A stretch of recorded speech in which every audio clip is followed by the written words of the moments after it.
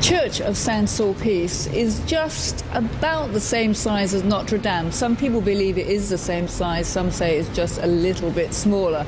But I'm standing near the entrance. The entrance is there on my right. But here are some really huge doors. And the pillars, it's got such a Romanesque feeling about it. I feel very, very small standing here. Now, let's go inside and meet Sophie Veronique Kauschker-Schopman, who is the titular assistant organist of Saint-Sulpice. She's going to show us around. All right. So here, as we go into the church, and on our right are these beautiful murals. You have three paintings of Mr. Delacroix, and you have a little museum at the private house of Delacroix, Place de Fürstenberg, in the same part, okay. number 6. And if you have the time, go at this museum. Yes. It is very, very nice. Yes. You can see the house. He lived there? Yes, he lived there. there. Okay. And in a book, I remember to read that during Delacroix painted, Vidor practiced. Oh, that's lovely. At the same time. Oh, that's lovely. So that inspired him, isn't it? But the third painting was very difficult to paint because it's very height. And at the end of the life of Delacroix, he became little blind. Oh. And in this position, comme ça. It is amazing to think somebody would actually paint something like that. So now we're going to walk to this. This is the door to the organ loft.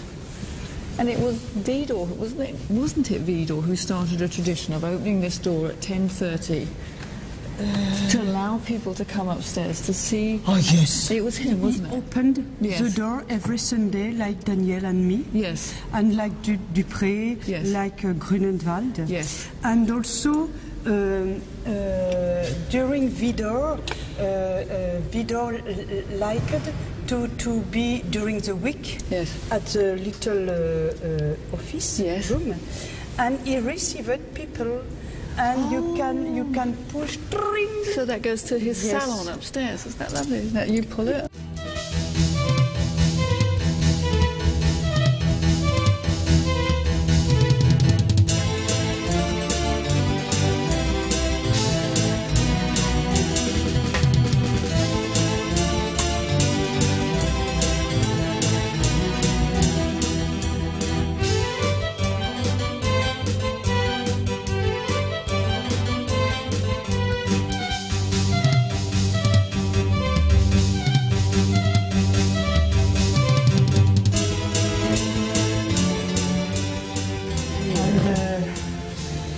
If we have a problem with the electricity, with the motor, we can ask a few men to go, but it's very difficult.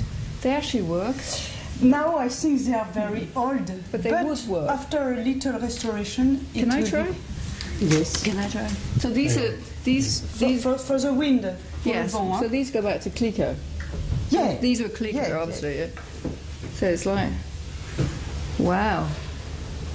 So you'd need 5 people doing this?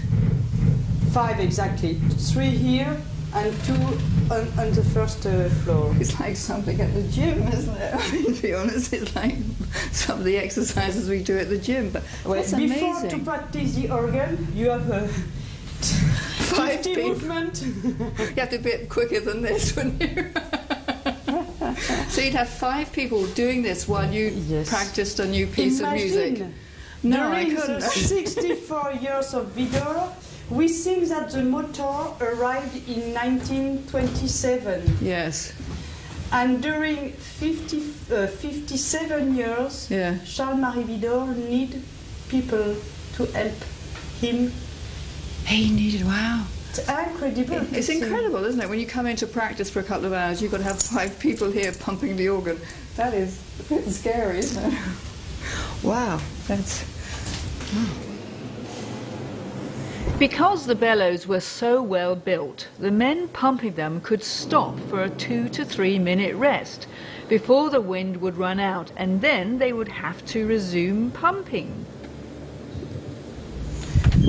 Now, walking down the corridor, we come into this rather very beautiful. Now, there we have the bust of Charles Marie Widor. Here, I'm going to be honoured and be able to sit at this desk. This is the desk, was the desk of Charles Marie Widor. And the armchair, exact. That's beautiful. Charles Marie Widor. Do we know the age of this desk?